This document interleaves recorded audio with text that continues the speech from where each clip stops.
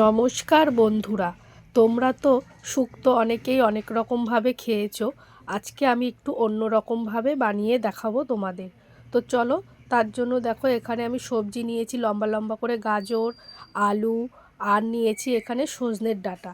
তো আর নেব এখানে দেখো, এগুলো তো তোমরা সবাই চেনো। এটা হচ্ছে হেলাঞ্চা শাক। শাকটাকেও আমি ভালো করে পরিষ্কার করে ধুয়ে নিয়ে ছোট ছোট করে কেটে নিয়েছি। এবার কড়াইতে আমি কিছুটা সর্ষের তেল গরম করে নিয়েছি। তারপর এর মধ্যে আমি কেটে রাখা সব সবজিগুলোকে এক এক করে দিয়ে দেব। আর দেব 1 চামচ মতো নুন।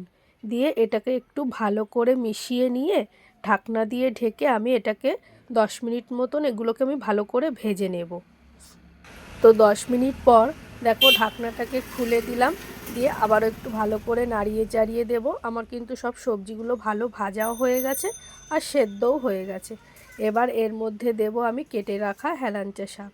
শাকটাকে দিয়েও আমি একটু ভালো করে এই সবজিগুলোর সঙ্গে ভেজে নেব। তো দেখো শাকটাও ভাজা হয়ে গেছে। এবার এর মধ্যে দিলাম আমি কাঁচকলা। কাঁচকলাটা আমি আগে থেকে একটু নুন হলুদ দিয়ে সেদ্ধ করে নিয়েছিলাম। এবার দেব আমি পরিমাণ মতন জল।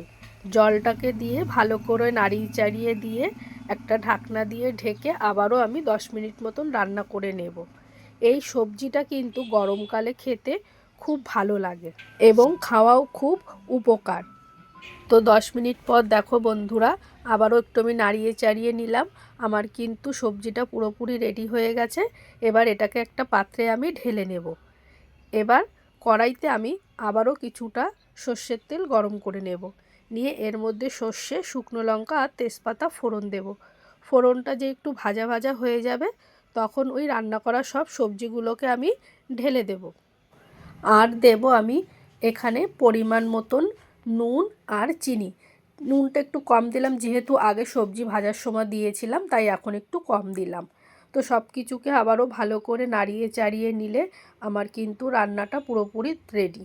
তো দেখো বন্ধুরা, ঝোলটা কিন্তু এই যে এরকম হবে, গা মাখা ঝোল, বেশি কিন্তু ঝোল ঝোল থাকবে না। তো বন্ধুরা, তোমাদের এই রান্নাটা কেমন লাগলো আমাকে অবশ্যই কমেন্ট করে জানিও। আর তোমাদের যদি রান্নাটা ভালো লেগে থাকে অবশ্যই একটা লাইক ও শেয়ার করে দিও। আর হ্যাঁ, সাবস্ক্রাইব করে কিন্তু আমার পাশে থেকো।